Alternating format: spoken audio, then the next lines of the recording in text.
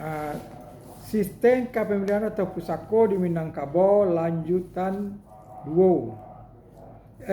Lanjutan 3. Waris nan kabuliah atau waris yang dibenarkan. Dalam adat dikatakan jawah dapek ditunjukkan, dake dapek dikakokkan. Satitiak bapantang hilang, sabarih bapantang lupa. Artinya dalam kurangnya jawah dapek ditunjukkan, dake dapek dipegang. Setitiak bapantang hilang, sabarih bapantang lupa. Mungkasui belahan yang asli dari sebuah kaum yang sampai sekarang masih dapat dicari asal-usulnya secara terang. Dalam adat Al-Sepetiko disebut gadang nan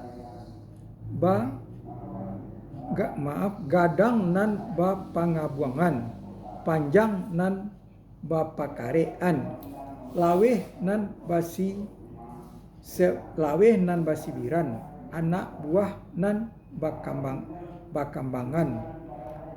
Kalau bahasa Indonesianya besar yang berpengabuan, panjang yang berpengeretan, luas yang basibiran, anak buah yang berperkembangan, itu maksudnya. Sebab contoh sebuah anggota kaum pindah ke sebuah negari yang berdekatan dan kemudian menetap sebagai penduduk di negari tersebut karena sudah berkembang, maka mereka ingin untuk mengangkat gelar kebesaran kaum. Pada kaum yang ditinggalkannya mempunyai gelar pusako datuk. Contohnya sebagai gelar pusako datuk marajo. Di tempat baru belahan kaum yang pindah iko dapat pulo mengangkat gelar sebagai contoh datuk marajo pulo. Sepanjang adat yang dapat memakai gelar pusako kaum adalah orang yang ada pertalian darah, kemanakan bertali adat, bertali budi, tidak dibenarkan memakai gelar kebesaran kaum karena tidak bertali darah. Adat mengatakan sako tetap pusako baranjak. Dalam kurang sako tetap pusako baranjak. Artinya gelar pusako tidak dapat berpindah dari lingkungan keturunan asli kecuali harta pusaka. Beranjaknya harta pusako seperti adanya pemindahan hak yang terjadi karena pupus, gadai dan lain-lain. Gelar pusako kaum tidak dibenarkan dipakai oleh orang lain, orang di luar kaum. Iko dapat alasan bila terjadi akan membawa dampak negatif di kaum tersebut. Adek mengatakan di mana batang tagolek di sinan cendawan tumbuh, di mana batang rebah di sana cendawan tumbuh. Ketentuan adat iko mempunyai pengertian bila gelar pusako iko dipakai gelar seseorang, maka menurut adat orang yang memakai gelar pusako iko akan diikuti kebesarannya oleh ratu pusako yang ada pada kaum itu.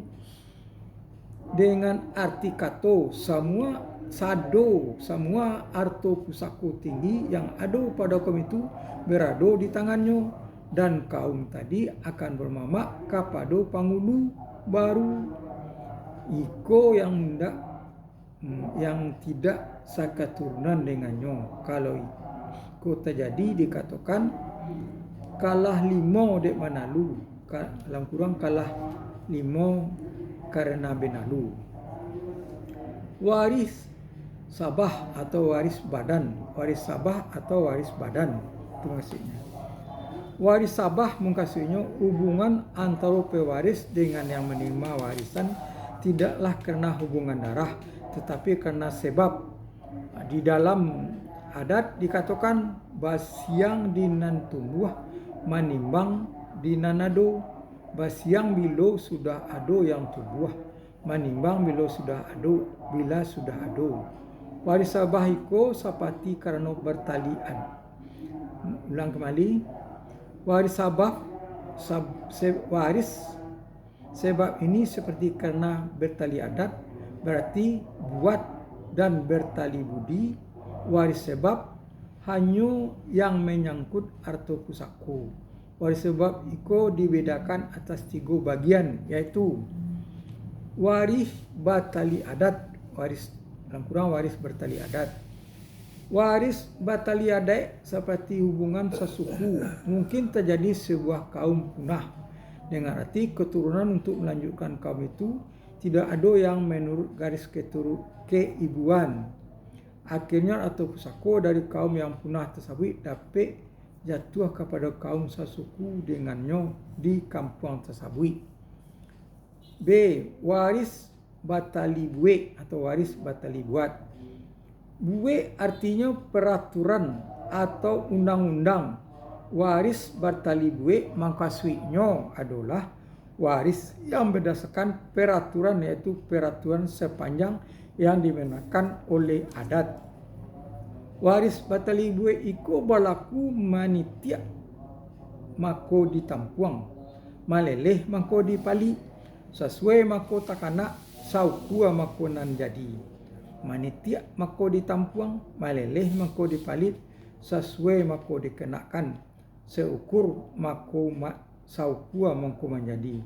Sebagai contoh, mako menjadi sebagai contoh bapa yang sudah punah keluarganya mako atas mufakat dengan waris batali adat di si bapa dapat memberikan arto pusako kepada anaknya, tetapi tidak gelar pusako diberikan kaum. Jadi arto pusako boleh berikan kepada anaknya, tetapi tidak gelar pusako dari kaumnya. C. Waris batali budi atau waris batali budi. Menjadi waris karena kebaikan budi dari kaum yang didatanginya, karena rasa kasihan dan tingkah lakunya yang baik sehingga sudah dianggap anak kemenakan. Dia diberi hak atas harta pusako, namun diberikan tergantung pada kata mufakat dalam kaum tersebut. Waris menurut adat Minangkabau tidak ada istilah putus. Jadi waris dalam adat Minangkabau tidak ada istilah putus.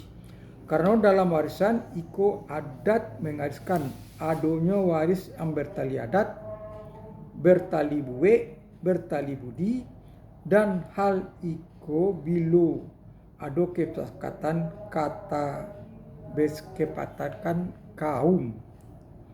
Jadi kalau aratuko timbulnya kalau ada kesepakatan kaum. Bila kaum itu punah, warisan jatuh kepada waris yang bertalian dengan suku, yang bila sesuku tidak ada pulau atau pusako, kaum yang punah itu jatuh pada nagari. Itu wadah waris batali budi. Jadi bisa jatuh ke nagari. Niniak mamak nagari lah yang menentukan. Menurut Dr. Iskandar Kemal, sarjana hukum, bila tidak ada perut yang terdekat, anggota waris yang terakhir dapat menentukan sendiri waris yang terdekat dari orang yang bertali adat untuk melanjutkan hak daripada itu. Sesudah punah sama sekali baru ditentukan oleh kerapatan adat nagari.